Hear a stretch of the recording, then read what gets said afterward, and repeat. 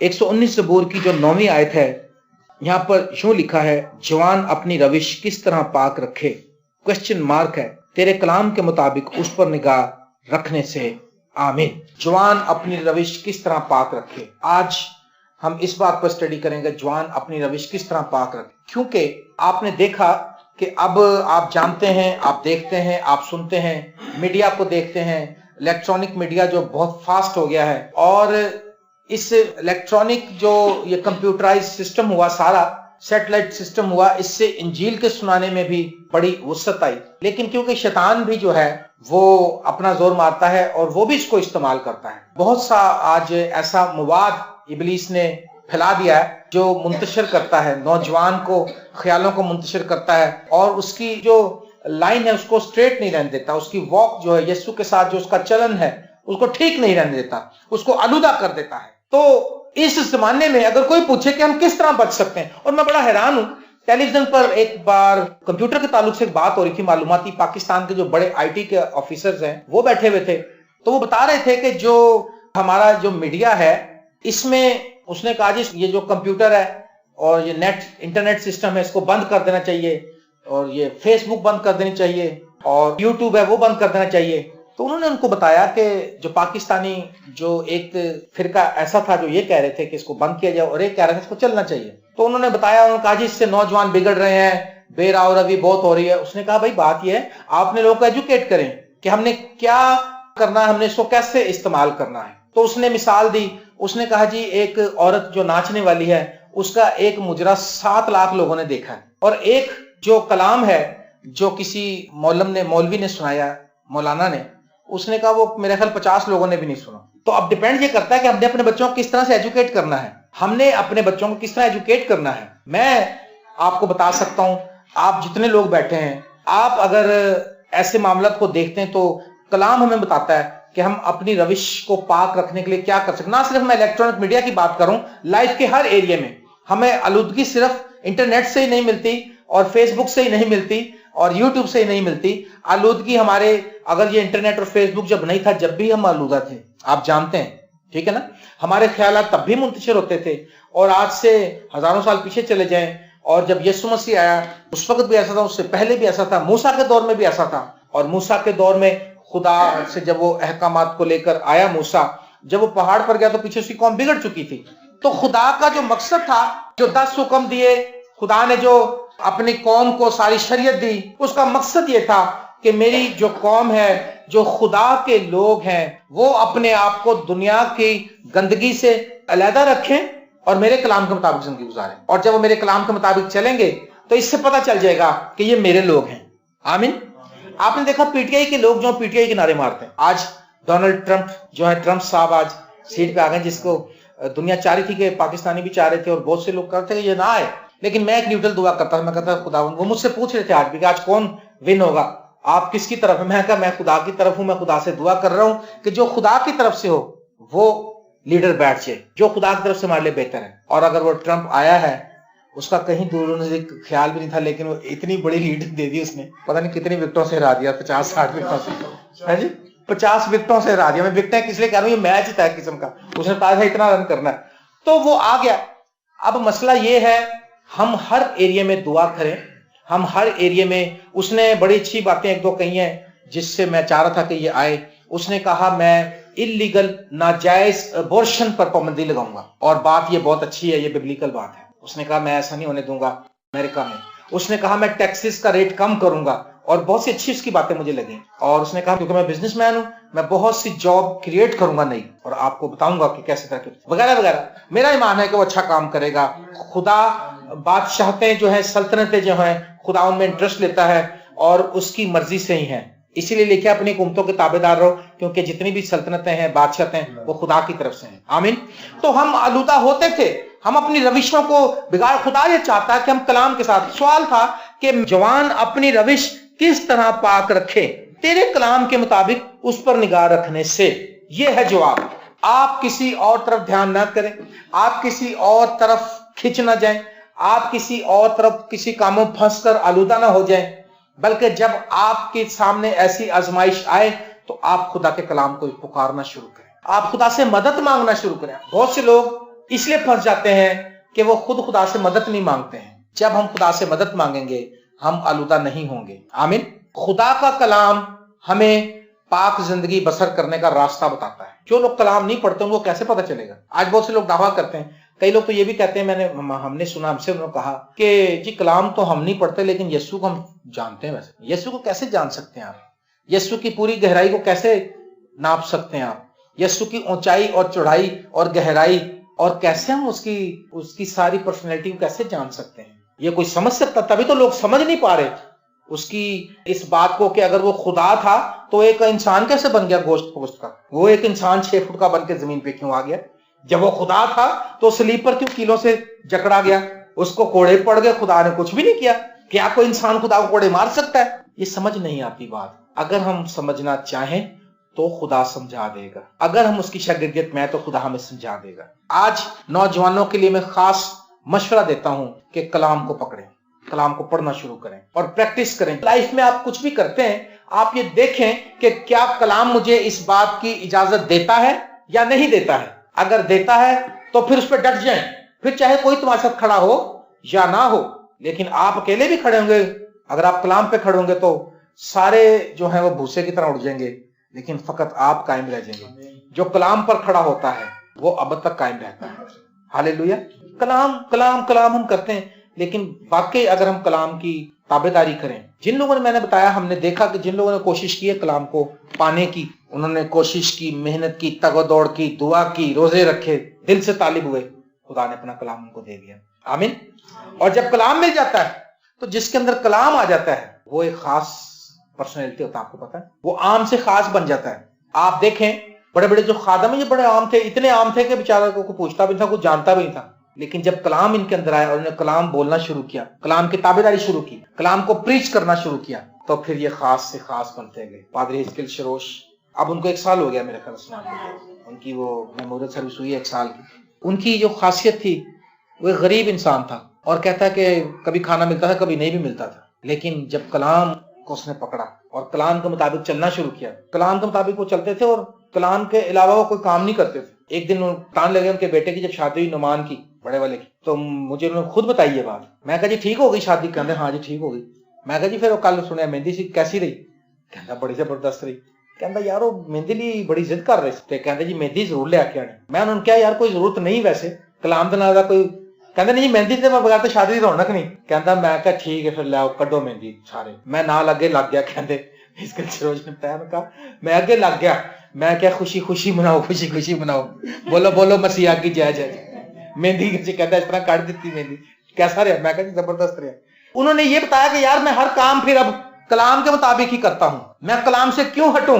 कि जी अब ये कलाम का वक्त है, कलाम पढ़ लिया, अब ये जो वक्त है ये लड़ाई का वक्त है, लड़ाई कर ली। अब ये वक्त है अब जो ही का अब जो ही कर ली। अब ये वक्त गुस्से का गुस्सा कर लिया। अब ये वक्त देवी देवताओं के पूजने का उधर चले गए। अब ये वक्त मज़ारों पे जाने का उधर चले गए। अब ये वक्त जादू करोगे, है ना? कहते जी हर चीज का एक वक्त है। फिर नहीं, कलाम के थ्रू देखना हर चीज। अब कलाम पे खड़े हैं हम, कलाम पे जो खड़ा है गोया कि वो चट्टान पर खड़ा है। जो चट्टान पर खड़ा है गोया कि उसकी बेस यीशु मसीह है। आमीन। तूफान आए, सैलाब आए, आंधियां चलें, वो नहीं हिलेगा। लेकिन जो हर तरफ खड़ा हो रहा है, हर तरफ खड़ा हो रहा है, जो बाबों के साथ भी खड़ा हो रहा है, जादूगरों के साथ भी खड़ा हो रहा है, जो दुनियावी काम भी करता है, जो लड़ाई झगड़े वालों के साथ भी खड़ा होता है, जो ऐप जो भी करता है करती है, वो रेत पे खड़े हुए हैं। वो खाली पीली कह रहे हैं कि जी हम तो कलाम के ताबेदार हैं, हम तो कलाम को दे। कलाम कहाँ है? ताबेदारी कहाँ है? और जो रेत पे खड़े हैं, आपको पता ही, रेत नीचे से पानी जब आता है तो रेत ऐसे निकलती है, आदमी उसके अंदर धंसता ही जाता है, और अगर जोर से है तो आदमी का पता नहीं चलता। लेकिन चट्टान जो है वो यीशु मसीह है। इसलिए कोशिश करें कि अपनी रविश को अगर आप पाक रखना चाहते हैं खुदा की निगाह में, तो दाऊद ने मशवरा दिया है कि उसके कलाम के मुताबिक उस पर निगाह रखने से आप अपनी रविश को पाक कर सकते। लिखा, मैं पूरे दिल से तेरा तालिब हुआ हूं, मुझे अपने फरमान से भटकने ना दे। मुझे अपने फरमान से भटकने ना दे। भटक जाना का पता, भूल जाना, किसी और ट्रैक पर चढ़ जाना। कहता मुझे अपने कलाम से भटकने ना दे। दुआ कर, कभी हमने दुआ की कि खुदा प्लीज मेरी मदद कर, मैं तेरे कलाम के मुताबिक चलूं। ऐ खुदा मुझे अपने कलाम से भटकने ना दे। भटकने का नुकसान पता क्या है? भटकी भेड़ अगर जंगल में कोई निकले तो उसको कोई भी पकड़ लेता। अगर पूरा रेवड़ जा रहा हो भेड़ों का और चरवाहा साथ जा रहा हो तो फिर उस पर, आपको पता दाऊद चरवाहा था भेड़ों का, तो उसके बर्रों को, भेड़ों को रीछ और शेर ने कोशिश की चुराने की, लेकिन उसने खाली हाथों से पकड़ के मार दिया क्योंकि चरवाहा साथ था। लेकिन जो भेड़ भटक जाती है उसको तो कुत्ता भी पड़ जाए तो उसको मार देगा, उसको तो गीदड़ भी पकड़ के मार देगा। भटकी हुई भेड़ का ये हाल होता है। और फिर जो भेड़ भटक जाती है खुदा उसको हकीर जानता है।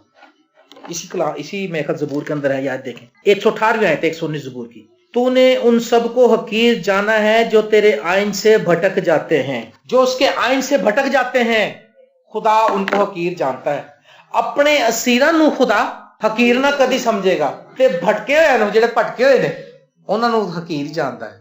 जो कलाम से जो असीर हो गए, जो उसकी गुलामी में आ गए, उनको हकीर नहीं जानता, उनकी वो रिस्पेक्ट करता है। लिखा है जो मेरी खिदमत करेगा मेरा बाप उसकी इज्जत करेगा। वो कहता मुझे अपने कलाम से भटकने ना दे खुदा। वो दुआ करता है क्योंकि उसको पता है जो भटक जाता है खुदा भी उनको हकीर जानता है। भटकने का मतलब ये नहीं है कि वो गलती जानता था जब कलाम यहां है, ये कलाम का रास्ता है, ये कलाम की तसल्ली की बात है, ये कलाम पर मुझे अमल करना है, तो क्यों छोड़ के दूसरे ट्रैक पर जाता है। जब वो भटक जाता है, यानी भटकने वाला छोड़ के कहीं और किसी और ट्रैक पर चलाता है, तो जिंदगी के बजाय वो मौत के ट्रैक पे होता है। आमीन। लेकिन चरवाहा ढूंढता है, चरवाहा तो ढूंढता है। वो खोई हुई 99 जो है उसको छोड़ के एक जो भटकी उसको ढूंढता है। वो खोए हुए को ढूंढने और निजात देने आया। उसका जो कहर है वो जो हकीर जानता है, वो इसलिए जानता है कि वो उस चरवाहे से दूर है। जब वो वाला चरवाहा इंटरफेयर करता है फिर उसकी हकारत जाती रहती है। उसने कहा ज़कई के घर में आके मैं आज इस घर में निजात आई है। इब्ने आदम खोए हुए को ढूंढने और निजात देने के लिए आया है। हम अपनी रविश कैसे पाक कर सकते हैं? कलाम पर निगाह करने से। दुआ करें कि खुदावंद हम तेरे कलाम से हट ना जाएं। हर रोज हर सुबह, मैं अक्सर ये कल भी मैं बता रहा था, वो सारा के फैमिली वाले आए थे तो हमारी बेटी के, तो उनसे मैं बात कर रहा था। मैंने उनसे कहा कि योंगेचू कहता है कि मैं बूढ़ा हो गया हूँ बहुत ज्यादा, अब मैं 3-4 घंटे दुआ करता हूँ लेकिन 24 घंटे दवाइयां में रहता हूँ, और सोते भी कई बार मैं खुदा से बातें कर रहा हूँ, और सुबह उठते सुबह कहता हूँ गुड मॉर्निंग होली स्पिरिट। हम सुबह उठते क्या कहते हैं? ओ इधर आ, किधर चल, और तुम इधर जा। हमें क्या आदतें पड़ी हुई हैं कलाम की जो उसकी देखें। और वो फिर सुबह उठते ये कहता है गुड मॉर्निंग होली स्पिरिट, फिर कहता है आ पाकरू आज सारा दिन हम काम करें, तू पाकरू मेरे साथ काम करना, पाकरू मेरे वसीले से आज बहुत सी रूहों को बचाना। क्योंकि वो कलाम से भटका हुआ नहीं है, कलाम के अंदर पेवस्त है। एक और बहुत बड़ा खातम है केनेथ कुपलेट, और कहता जब मैंने खुदा को कबूल किया तो 5 साल पहले 5 साल सिर्फ मैंने बाइबल पढ़ी, यानी कलाम को पढ़ा और कलाम को सुना और कलाम को सुनाया।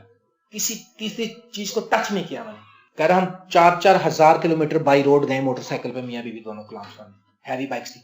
कह रहा हम कैसेट्स लगा के दोनों अपने अपने कलाम लगा लेते थे, चुप करके वो कलाम सुनते जा रहे, फालतू बात नहीं कर रहे, जो टाइम है वो कलाम में सर्व कर रहे हैं। और कह रहा फिर वहां पहुंचते थे हम सुनाते थे कलाम, वहां भी कलाम हो गया, फिर वापस आए तो कलाम सुनते हुए, फिर घर आए तो बाइबल रीडिंग शुरू कर दी अपनी। जब पढ़ नहीं सकते तो सुन सकते थे, जब सुनने का टाइम नहीं तो सुनाते थे, जब सुनाने का भी टाइम नहीं तो फिर पढ़ते थे। 3 काम किए कहता 5 साल तक, क्योंकि मुझे पता चल गया था कि कलाम जितना अंदर जाएगा मैं मजबूत हो जाऊंगा। आप अपने कलाम की डोज बढ़ाएं। आमीन। आपको जरूरी है कि आप कलाम की डोज बढ़ाएं। जब वो डॉक्टर दवाई देता है तो कहते हैं डॉक्टर साहब ये जो दवाई दी है इससे कुछ आराम आया, बस थोड़ा सा फर्क पड़ा है, बस 19-20। वो कहता अच्छा, वो कहता चलो ठीक है मैं इसकी डोज बढ़ा रहा हूँ। वो फिर 500 मिलीग्राम का कैप्सूल की जगह कहता है 1000 का दे रहा हूँ मैं। अब इसको दूध के साथ आपने पीना जरा है, जरा थोड़ी हैवी डोज दे रहा हूँ मैं आपको। अभी तक तुम दूध के मुश्ताक हो, तुम्हें दूध ही पीने की डबल रोटी की आदत पड़ी हुई। अभी हमें जरूरत थी, हम और खुराकों में तो हैवी रोगनी नान खाते हैं शौक से। क्यों जी? रोगनी नान खाते, पाए खाते, और जब ये वाला कलाम करते बस एक आधी आयत ही पढ़ ले दी, समझ के पढ़ने दे। ये कभी भी नहीं हो सकता। एक आयत पढ़ने से आपको क्या समझ आएगा? आप पहले पढ़ें इसको, फिर पढ़ें इसको 2 दफा, फिर 3 दफा पढ़ें, फिर 4 दफा पढ़ें, फिर जब 5वीं 6वीं दफा पढ़ेंगे तो आपको पता चलेगा ओ हो ये जो यशायाह ने बात कही ये यहां पूरी हुई। ये जो ज़बूर 22 में दाऊद ने बात कही ये कलवरी पहाड़ पे पूरी हुई। ये जो नविश्ता यहां पर बोला गया ये यहां पर पूरा हुआ। फिर आपको समझ आएगी। क्योंकि अगर आप 4 बाब पढ़ते तो 1 साल में आप पढ़ते, 2 पढ़ते तो 2 साल में, और 1 बाब पढ़ते तो 4 साल में, आधा चैप्टर पढ़ते तो 8 साल में, और चौथा हिस्सा पढ़ते तो 16 साल में बाइबल पढ़ेंगे आप। इतनी स्लो स्पीड है हमारी, तो कछुए से भी स्लो है। लेकिन आज हमें थोड़ा सा फास्ट होने की जरूरत है। तेरे कलाम पर निगाह रखना है दिन और रात चलते फिरते। मेरे बेटे ने आज एक आयत लिखी है, शायद उसने एक अपने हाथ से जैसा वो लिख सका उसने लिखा है चार्ट। उसमें उसने लिखा है यहोवा यरी सब कुछ मुहैया करता है। कल उसको कार्ड मिल गया ना, मैं उसने उसकी गवाही के तौर पर लिखा है। उसके सामने कलाम रहेगा तो वो मजबूत होगा।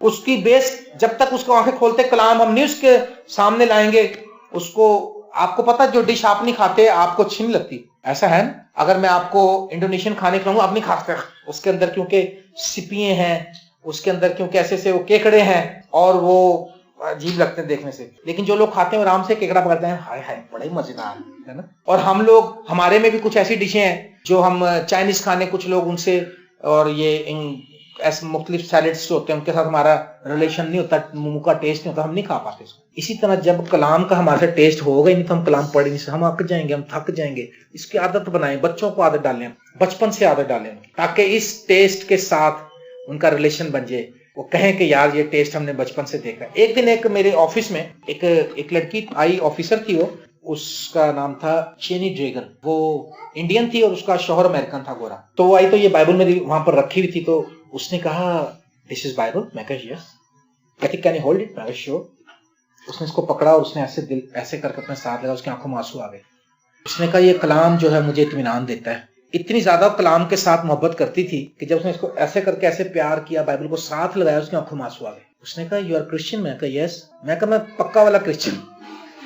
और उसने मुझसे कहा कि मुझे उर्दू की बाइबल ला कर देना, मैं एज ए गिफ्ट पाकिस्तान की याद लेकर जाऊंगी कि पाकिस्तान में उर्दू में कलाम ऐसा। कह रही मैं इंग्लिश का पढ़ती हूँ, हिंदी का पढ़ लेती हूँ, लेकिन उसने कहा ये वाली बाइबल मैं लेकर जाऊंगी। उसने कहा जब मैं छोटी सी थी, कहती हम लोग गरीब लोग थे, इंडिया के गरीब लोग थे। उसने कहा मेरे बाप ने मुझे सिखाया, उसने कहा बेटा अगर तरक्की करनी है तो इस कलाम को पकड़। और उसने कहा मेरा बाप हमें कई बार नाश्ता नहीं देता, कहता नहीं पहले आओ हम दुआ करें, करी हमें भूख भी लग रही थी, लेकिन हमें यूज टू कर दिया, हमें आदत बना दी। और उसने कहा जब हम इसमें, मैं इतनी स्ट्रांग हो गई हूँ कि अब मैं कलाम के बगैर रह नहीं सकती। कह रही आज मैंने बाइबल देखी तो मेरे जज्बात उभर आए, इतनी मोहब्बत। आप अपने बच्चों को आदत डालें, अपने आप को आदत डालें ज्यादा से ज्यादा कलाम पढ़ने की। आप पढ़ें, जब आप पढ़ना शुरू करेंगे आपके अंदर नियत होगी, खुदा आपको समझाता रहेगा। आपको एक बात बताऊं, कलाम सुनाना मैं ये नहीं कहूंगा बहुत मुश्किल है, क्योंकि आप सोचेंगे कि अगर ये सुना रहा तो शायद ये, वैसे वाकया ही कलाम सुनाना है मुश्किल, अगर और खास तौर पर एक ही जगह पर खड़े होकर सुनाना। अगर आप मुझे 50 मुख्तलिफ जगहों पर ले जाएं तो मैं बड़ी दिलेरी के साथ जाऊंगा, क्योंकि मुझे पता जो भी सुनाऊंगा वहां मैं पहली दफा जा रहा हूं। यहां मैं जो भी सुनाऊंगा मुझे पता होगा कि मैंने ये बात बताई है इनको, अब मैंने कोई और बात बतानी। कलाम सुनाना मुश्किल बात है, लेकिन कलाम सुनाना बहुत आसान है अगरचे रूहुल कुद्स आपकी जिंदगी में सुकून करते हैं। हमें कई बार टाइम नहीं मिलता, हम जॉब भी करते हैं, हम बच्चों का भी काम करना, हमने ये भी करना, हमने वो भी करना, कई बार टाइम नहीं मिलता और सुनाने का टाइम करीब आ जाता है। कई बार तो स्टेज पे खड़े हो जाते तो, लेकिन हम दुआ करते हैं खुदा देख तू जानता सब कुछ, और खुदा का रूह दिल में ऐसा बात उंडेलता है जब हम बयान करते हैं तो लोग कहते हैं तो हमारी जरूरत के मुताबिक। योंगे जो कहता है जब मैंने कलाम सुनाना शुरू किया मैंने बिली ग्राहम के मैसेज उठा लिए, कहता वो 40, 50, 100 मैसेज थे वो सुना लिए, वो खत्म हो गए। कहता मैं बड़ा रोया, मैं खुदावंद अब और किसकी किताब पढ़ूं। उसने कहा किताबें पढ़ने से कलाम नहीं मिलता बेटे, मेरी हजूरी में घुटने टेकने से कलाम मिलता है, खुदा बताता है तूने क्या सुनाना है। तो आप कलाम में मजबूत हो सकते हैं। लिखा मैं पूरे दिल से तेरा तालिब हुआ हूं, मुझे अपने फरमान से भटकने ना दे। मैंने तेरे कलाम को अपने दिल में रख लिया है ताकि तेरे खिलाफ गुनाह ना करूं। हालेलुया। कहां रख लिया जी? नहीं फट्टे पे। कहां रख लिया? नहीं, हाँ यही बात है ना।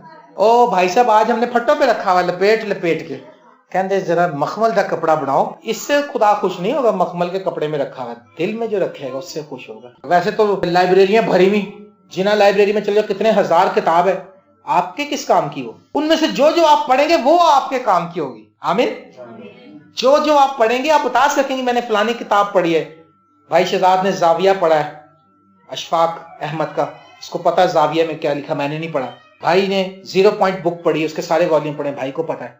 भाई हमें सुनाता है, मुझसे सुन लेते हैं। जो पढ़ा नहीं, मैंने नहीं पढ़ा, मुझे नहीं पता, तो मैं बाइबल को बगैर पढ़े कैसे बरकत पा सकूंगा? आज हम अपनी रविशें कैसे पाक कर सकते हैं? इस कलाम से। इसको आप अपना कंपेनियन बनाएं, इसको अपना कंपेनियन बनाएं। उठते बैठते सोते जागते अपने साथ रखें, जहां मौका मिले आप तरतीब से पढ़ते जाए, तरतीब से पढ़ते जाए। और जब आप पढ़ेंगे आप देखेंगे आपके अंदर एक कुव्वत आई। मेरे जो दादा थे उनके भाई थे, वो भी हमारे दादा ही थे, वो नजात याफ्ता थे। और जब ये हमारे इस घर में आए, मैं छोटा बच्चा था और ये पुराना नक्शा था हमारे घर का। जब उन्होंने, हम भी जब फट्टे पर रखते थे बाइबल, लपेट के सिल्क के कपड़े रखी थी, उन्होंने वहां से बाइबल उठाई। उन्होंने कहा बेटा अगर आप जिंदगी में कुछ बनना चाहते हो तो मैं आपको ये कलाम देकर जा रहा हूँ, इसको अपना कंपेनियन बनाओ। उनकी बैकग्राउंड हिंदू थी, वो कन्वर्ट हुए थे, उन्होंने यीशु मसीह को कबूल किया था। उनका बेटा मैंने पहली बार कलाम पढ़ा तो मेरा दिल खुश हुआ, दूसरी बार पढ़ा जोश से भर गया, तीसरी बार पढ़ा कॉन्फिडेंस से भर गया, चौथी बार पढ़ा ईमान से भर गया, पांचवी बार पढ़ा कहता मैं एजुकेटेड बंदा बन गया। लोगों के सामने जब मैं कलाम बयान को कहते थे पता नहीं कितना पढ़ा लिखा है, उसने छठी बार पढ़ा मेरी तरक्की होनी शुरू होगी, सातवीं बार पढ़ा मेरा कॉन्फिडेंस बढ़ गया। कहता मैं जितनी दफा पढ़ रहा हूं मैं मजबूत होता जा रहा हूं। वो बूढ़े थे, हालांकि इतना लंबा उनका कद था, 6.5 फुट के थे, शहजाद से भी लंबे थे। उनका मैं बूढ़ा होता जा रहा हूं लेकिन मजबूत होता जा रहा हूं, क्योंकि कलाम मुझे मजबूत कर रहा है, क्योंकि कलाम चट्टान है, क्योंकि कलाम उम्मीद है, क्योंकि कलाम तलवार है, क्योंकि कलाम आईना है, कलाम राह की रोशनी है। उसने कहा बेटा अगर तुम, और यकीन करें मेरे ये बात समझ में आ गई जब से, और मैं आज आपके सामने हूं, इस कलाम के उसमें कहां लोग मुझे बुला लेते हैं बड़ी अदब के साथ, इज्जत के साथ। सड़कों पे कन्वेंशनें हुई, सड़कों पे रोड पे मैं देखा एक बार पेखेवाल के आगे जाके एक जगह कन्वेंशन थी, उन्होंने मुझे कलाम के लिए बुलाया। उधर जब मैं इंटर हुआ तो पुलिस जो थी वो मुझे वहां तक लेकर गई, स्टेज तक। तो मैं देख रहा था, मैं क्या मेरे लिए पुलिस आई है। ये तो मुझे पता था कि मेरे साथ तो खुदा के फरिश्ते भी हैं, लेकिन हर आदमी के लिए पुलिस नहीं उन्होंने अरेंज करी, मुझे क्यों दी पुलिस कि गॉड ऑफ ऑनर के साथ इज्जत के साथ इसको स्टेज तक लेकर जाए। और जब तक मैं कलाम सुनाता रहा सारे अलर्ट खड़े रहे। कलाम में उन्होंने भी क्लैपिंग, ऐसे कई पॉइंट्स है कि उन्होंने पुलिस वालों ने भी तालियां बजाई। तब मुझे पता चला कलाम में कितनी पावर है यार। मैं कहा ऐसे बहुत से लोग हैं किसी को इतनी इज्जत नहीं दी, मुझे क्यों दी? क्योंकि मेरे अंदर कलाम था। हालेलुया। उसने कहा मैंने तेरे कलाम को अपने दिल में रख लिया ताकि तेरे खिलाफ गुनाह ना करूं। अपने दिल में रख लें, जब आपके सामने कोई मामला आएगा आपको वहीं से निकालेंगे, आपको पता चल जाएगा। रिश्वत की बारी आए, जब कोई कहना है ऐप पढ़ो जी खर्चा पानी, किसी नहीं पता लगेगा, तो आपने कहना नहीं, कलाम में लिखा तू रिश्वत ना लेना, दिल में से निकालनी है, आपने फाइल खोलनी है कि रिश्वत के बारे में कलाम क्या कहता है। लिखा है तू रिश्वत ना लेना क्योंकि रिश्वत बिनाओं को अंधा कर देती है और साधकों की बातों को पलट देती है। अगर कहे अच्छा भाई ना आप 50,000 रुपये लेना, एक गोली मारनी किसी बंदे ने, हाँ आपको नहीं कलाम में लिखा है तू खून ना करना। मैंने पहले बताया था ना, एक पादरी कहने लगा वो रोज दुआ करता खुदा मेरी कलीसिया नहीं वादी, मेरी कलीसिया नहीं वादी। शैतान आ गया, वध जाएगी तेन एक गल दसांगा, तेरी कलीसिया दरिया वगन गए तेरे कलीसिया दे। उन्हें कहा अच्छा करना की? उन्हें कहा तू अपने प्यो कतल करना। वो कहता गल सुन, बाबा सोवे, बाबा बुढ़ा सोवेगा ना तू उन्हें 2 डांगा सिर च मारनिया मगज च, बाबा मर जाएगा। कहता फिर कहता दुनिया इकट्ठी हुई, कहता फिर तू हुक्म देगा, बाबा जिंदा हो जाएगा, लोग हैरान हो जाएंगे ते तेरे चर्च रश पै जाएगा। कहता है क्या सही क्या है। कहता उन्हें डांग शांग भी रख ली, छुरा भी रख लिया, देखेंगे जो डांग ना मरे छुरा मारना जरूर है। लेकिन रात को जब पढ़ने लगा तो लिखा था कि तू खून ना करना। उसने कहा है, उन्होंने कहा खून ना करना, खुदा दा कलाम ते कह रहे खून ना करना, ते ऐ केड़ा खुदा? वो शैतान जो फरिश्ता बन के आया था कह रहा था मैं फरिश्ता हूं, मैं खुदा के तख्त के पास से आया हूं पैगाम लेके तेरे लिए। उसने कहा अच्छा। तो उसने कहा ओहो, उसने कहा ये खुदा कैसा खुदा है जो कह रहा है खून ना करना और अगले लम्हे कह रहा है बाबे नू ठा कर दे। उसने 2-3 लम्हे सोचा, उसने कहा नहीं भी शैतान ही हो सकता। उसने कहा खुदावन मेरी मदद कर, खुदा मेरी मदद कर। और एकदम वो शैतान फिर उसने कहा मार जल्दी कर, लेकिन उसने खुदा से मदद मांगी और खुदा के फरिश्ते जब आए तो वो शैतान उसकी शक्ल बदली और भाग गया। और उसने सब लोगों को बताया कि शैतान ने मुझे किस तरह से डिस्टर्ब किया और मैं उस बात पे अमल कर रहा हूँ। कई बार हम भी कर रहे थे। मेरी माँ को जब बदरुएं सताती थी ना, एक बहन आई कहती तू बाजी तेरा मुंडा तो बेवकूफ है, अक्ल ही कोई नहीं उन्होंने, तू अपना दुपट्टा मैनू दे, तू आप ना जाई, मैं आपे कर लांगी जो करना है, दुपट्टा लैके मैं जावांगी उत्थे कर दियांगी काम, मुंडे को पता नहीं लगेगा। मेरी माँ ने कहा नहीं, मैं ये नहीं कि वो मेरे बेटे ने कहा है, वो खुदा का कलाम है। मेरी माँ ने कहा मैं नहीं कंप्रोमाइज करूंगी। और देख लो आपके सामने, आमीन। लिखा मैंने तेरे कलाम को अपने दिल में रख लिया ताकि तेरे खिलाफ गुनाह ना करूं। ऐ खुदावन तू मुबारक है, मुझे अपने आइन सिखा, मैंने अपने लबों से तेरे फरमूदा अहकाम को बयान किया। कहता मैंने अपने लबों से तेरे कलाम को बयान किया, कीता बयान तेरे सारे ने आदा मेरे होठा ने खुदा। अभी गाएंगे हम इसको, इसी पोर्शन को, ठीक है ना, क्योंकि कलाम जो है वो जिंदगी है। कहता मैंने तेरे कलाम को बयान किया है और मुझे अपने आइन सिखा, मुझे सिखा। हमने कभी ऐसी दुआएं की नहीं है। हमारी दुआएं 4-5 चीजों पे मबनी है। बेटी का रिश्ता हो जाए, बेटे की नौकरी लग जाए, बेटे की पक्की नौकरी लग जाए, गवर्नमेंट जॉब लग जाए, पेंशन वाली जॉब है जी, कार अपना बन जाए, कुड़ी का रिश्ता उत्थे हो जिन्होंने अपना कार हो। हाँ जी, वो यार यही दुआएं रह गई बस। ये 5 चीजें मांगते हैं, मेरे बाप पढ़ के सो जाते हैं। कभी ये नहीं मांगा कि खुदा कलाम दे, मुझे कलाम दे, कलाम की प्यास हो, कलाम की तड़प और भूख तो मेरे अंदर है ही, इसलिए मिलता भी नहीं। अगर कोई प्यासा हो तो, अगर प्यास लगती ही नहीं तो फिर कहां से? मुझे प्यास लगती है, मैं पानी पी लेता हूं। मुझे तेरी शहादतों की राह से ऐसी शादमानी होती है जैसी हर तरह की दौलत से होती है। डॉलर देखें कभी आपने? डॉलर पाकिस्तानी करेंसी भी देखी, डॉलर भी देखे आपने, कितने अच्छे लगते हैं। इवन के नकली भी पढ़ो तो भाग के पकड़ते हैं कि शायद असली। पिछले दिनों 3-4 नोट मिले मेरी बीवी को, वो सारे नकली थे 5-5 हजार के। मैं कहा चोकला पावे, कोई पता नहीं असली होगी, छट जाइए। जब उठाए कहे नहीं नकली। राफे के पास इतने नोट पड़े, वो बिस्तरे पे फैला के एक दिन बैठा हुआ, 500-500 का। मैं कहा ये क्या कर रहा है? मैं कहा पता नहीं इसकी माँ ने इसको पैसे दे। कह रहा नकली है, छोड़। लिखा है मुझे तेरी शहादतों से ऐसी शादमानी होती है जैसी हर तरह की दौलत से। क्या आपको कभी इतनी खुशी होती कलाम सुन के? अगर मैं आज सबको दे दूं ना 1-1 लाख रुपया, नवा 1000 की कॉपी, सारे शुक्रगुजारियां करते जाए। मीटिंग बड़ी हिट हुई आज, मीटिंग बड़ी हिट हुई। और जो मैं कलाम दे रहा हूं, या अरबों डॉलर से भी कीमती है। दुनिया की हर चीज से कीमती चीज है ये। इससे कीमती क्या चीज है? इसको ऐसे आराम से ले लेते हैं जी में 10 पैसे मिले। कल मेरी बाजी जो फौत हुई, मेरी कजन, तो मेरा ऐसा प्लान तो नहीं था वहां पर प्रीच करने का, लेकिन मैं जैसे ही पहुंचा तो उन्होंने कहा जी आप दुआ करें। सुबह से किसी ने दुआ नहीं करी, कलाम नहीं सुनाया। उन्होंने उसकी डेड बॉडी को निला के रेडी किया कब्रिस्तान जाने के लिए। तो फौरी तौर पर खुदा ने मेरी मदद की, जो अल्फाज मेरे मुंह में रखे, जब मैंने सुनाने शुरू किए, खुदा कुदरत आना शुरू की। और वो लोग जो थे एनर्जाइज होते गए। और वहां कुछ लेडीज खड़ी थी और कुछ जेंट्स, कुछ लोग खड़े थे जो नजात याफ्ता थे। वो कलाम को आमीन हालेलुया के नारे। मैं समझ गया, मैं कहा भाई इनको समझ में आ रही। और दलील से मैंने कलाम सुनाया। वजह क्या है? क्योंकि वो लोग जो है कलाम को रिसीव कर रहे थे और बाकी लोग कह रहे थे दफनाओ तो चौल खवाओ तो घर जाइए। वो कलाम पे ध्यान कर रहे थे, जिनका ध्यान कलाम पे होता है। एक बार मैंने कलाम सुनाया, एक बहुत बड़े पासबान की बेटी से मेरे दोस्त की शादी हुई। उन्हें कहा जी वो बड़े बड़े पादरी ने तो मेहंदी तो तुसी कलाम सुना। मैं कहा यार मेहंदियां तो कलाम नहीं सुनता कोई, तू मेहरबानी पहले सुन ला या बाद से सुन। कहता नहीं जो मेहंदी लैके आएंगे तुसी अगे कलाम सुनाना। मैं कहा तू, मैंने वह शहजाद से कह दिया, मैं कहा ये बहुत हार्ड टाइम देगा हमारे को देखना। पहले तो मेहंदी शाम के 7 की बजाय रात को 11 बजे आई। सर्दी का महीना, माइनस टेम्परेचर चल रहा। मेरा जैरी छोटा सा बच्चा था, मेरे पापा मेरे साथ गए थे। इंतजार कर करके मैंने तो रिक्शे में बिठाया। मैं कहा बच्चे को तो ले घर जाओ ना, आज तक खजल खराब है यहाँ बच्चा क्यों हुए। जब वो रात को आए तो जब मैं उनमें से कुछ औरतें मुझे जानती थी। ओ अच्छा जी तुसी इत्थे भी आ गए हो। वो समझ गई कि ले भी अब ये रंग में भंग करेगा। वो मेहंदी वाले पहन के आए थे, घाघरे और चोली ये बना के वो डांस करने का प्रोग्राम सबका एक साथ हिसाब था। मैं भी समझ गया, मैं तुसी जेड़ा प्रोग्राम करना है मैं अपना करांगा, मैं ताड़ा प्रोग्राम खराब करांगा। उन्होंने क्या करा आगे से, मैं रब खुदाम बादशाह कहेंगे, रब खुदाम कोई नहीं गा रहा, मैं शहजाद अकेले गा रहे हैं। हारून था शायद हमारे साथ, हारून साहब के हाथ अकड़ गए सर्दी में, और ढोलक भी हम खुद ही बजाते थे, शहजाद और मैं दोनों बजाते थे मिलके। हाथ हमारे अकड़े, हम रब खुदाम बादशाह कोई है, किसी को नहीं आता यहाँ, किसी को ऐसा गीत है ये जबूर जो किसी को नहीं आता, रब खुदाम बादशाह सबको आता। बच्चे वो ऐसे बैठे जैसे आता ही नहीं, मुंह ही ना खोले। मैं कहा अभी जब उन्होंने अपने मुंह खोलने ना, जब गाना कड़निया गाने च एक दूसरे को टैग करना, वो तो मुंह खुलेगा ना। और उन्होंने बिल्कुल ऐसा, और मैंने इतना यीशु मसीह की आमद पे कलाम सुनाया, और मैंने अपना पूरा जो कुछ मेरे पास था मैंने बयान कर दिया, लेकिन किसी को टस से मस नहीं हुए वो लोग। और मैं बड़ा डिसाइड होकर उतर रहा था सीढ़ी से। मैं कहा शहजाद आज जिंदगी की मुश्किल तरीन मीटिंग हमने की है। एक औरत मेरे पास आई, जल्दी से भागती, पीछे से गरीब औरत थी। उसने भाई साहब मेरा हाथ पकड़ो। उसने भाई साहब ऐसा कलाम सुनाया मेरी जिंदगी बदल गई। उन्होंने क्या 10 रुपया उस गरीब का 10 रुपया, मतलब ये समझ लें कि उसके पास बहुत वही था सब कुछ। मैंने शहजाद का, मैं कहा शहजाद ये 10 रुपया जो 10,000 है, क्योंकि इसको कलाम समझ आ गया, इसकी जिंदगी बदल गई है, मेरी कीमत वसूल होगी। हालेलुया। मेरे इस दोस्तों,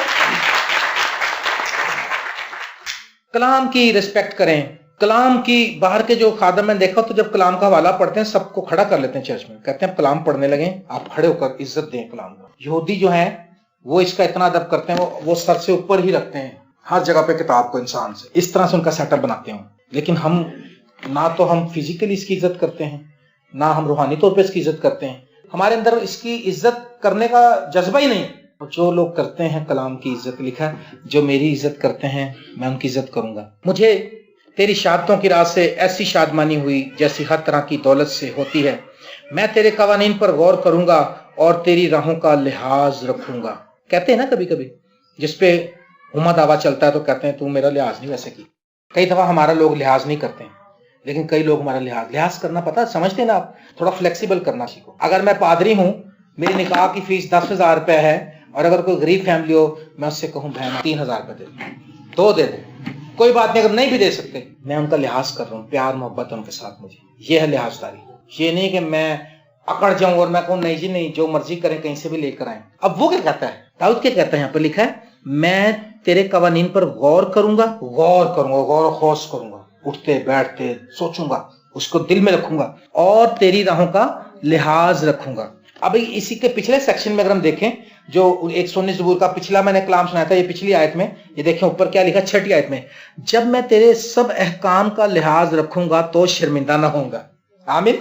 क्या कह रहा, मैं तेरी राहों का लिहाज रखूंगा, और वहां पर कहता है मैं तेरे अहकाम का राहों का, राहें जिन राहों पे हमें जाना है, जिस राह पे हमें चलना है, जब हम उसका लिहाज रखेंगे, हम उससे कलाम का लिहाज, अहकाम का लिहाज रखेंगे, तो लिखा फिर मैं शर्मिंदा ना होऊंगा। आमीन। मैं तेरे आइन में मसरूर होऊंगा, मैं तेरे कलाम को ना भूलूंगा। हम तो भूल जाते हैं, लेकिन भूलना नहीं है। क्या लिखा है? लिखा है मैं तेरे आइन में मसरूर रहूंगा और मैं तेरे कलाम को ना भूलूंगा। मरते दम तक आप खुदा के वादों को ना भूलें, आप खुदा की मेहरबानियों को ना भूलें, आप खुदा के बेटे की कुर्बानी को ना भूलें, आप नजात के पैगाम को ना भूलें, आप खुदा के फजल को ना भूलें। आप पर खुदा ने जो मेहरबानियां की, 116 ज़बूर में लिखा है 12वीं आयत, खुदावंद की सब नेमतें जो मुझे मिली, मैं उनके वजनों से क्या दूं? मैं नजात का प्याला उठाकर खुदा से दुआ करूंगा। क्या दे सकता हूं मैं उसको? क्या मैं दूं उसको? जो यहाँ पर एक भाई अल्फ्रेड आए थे, जो दोहा बैंक के वाइस प्रेसिडेंट थे, मैंने बताया था ना, उन्होंने जब एक कलाम सुनाया था वहां पर मुजंग चुंगी में, हमने उनसे कहा जी आप कलाम सुनाए, तो उसने ये इस आयत पे कलाम सुनाया था, और वो भी पेट्रोल पंप पे काम करता था, और खुदावंद यीशु मसीह ने उसको वहां से उठाया और दोहा बैंक का वाइस प्रेसिडेंट रिटायर्ड हुआ वो बंदा, और मैट्रिक पढ़ा हुआ जी, मैट्रिक से ऊपर नहीं गया। तो उसने ये हवाला पढ़ा था, उसने कहा मुझे खुदावंद ने जो कुछ दिया मैं उसकी वजह से क्या दे सकता हूँ? मैं तो अपनी नजर में हकीर था, क्या करूंगा मैं? शुक्र करूं। उसका शुक्र करना शुरू करें, उसके कलाम पर निगाह रखें। अगर आप उसके कलाम की ताबेदारी नहीं करेंगे, आप इज्जत नहीं पाएंगे। लिखा है मैं तेरे कलाम का लिहाज करूंगा, मैं तेरी राहों का लिहाज करूंगा। मैं तेरे कलाम को दिल में रख लिया है ताकि गुनाह ना करूं। मुझे अपनी राहें बता, मुझे कलाम की सदाकत की बातें बता, मैं तेरे कलाम को सीखना चाहता हूं। दुआ करें, कलाम कलाम कलाम। जब आपका ओढ़ना और बिछौना कलाम हो जाएगा, आपकी रविश पाक हो जाएगी। जब खुदावंद यीशु मसीह आपको धोकर नया बना देगा, और फिर आप इस राह की रोशनी को लेकर, कलाम जो राह की रोशनी है उसको लेकर चलेंगे, तो आप ठोकर नहीं खाएंगे, आप बढ़ते जाएंगे। मेरी दुआ है आप कामयाब हों कलाम के वसीले से, क्योंकि ये इंजील जहां भी जाती है कामयाबी लेकर आती है, तरक्की लेकर आती है, बहाली लेकर आती है। जिस जिंदगी में ये कलाम चला जाए, मेरी जिंदगी में कलाम जब से आया, मेरी जिंदगी तरक्की का बायस हुई है, और मैं तरक्की करता जा रहा हूँ और मैं बढ़ता जा रहा हूँ। हालेलुया। हर एरिया में खुदा मुझे ब्लेस कर रहा है। मेरी दुआ कि आप भी कलाम में बढ़ें, मजबूत हों, और उसको अपना ओढ़ना और बिछोना बना लें। अपनी लाइफ, अपना उठना बैठना चलना फिरना सिर्फ और सिर्फ इस कलाम के वसीले से। खुदावंद आप सबको बरकत दे।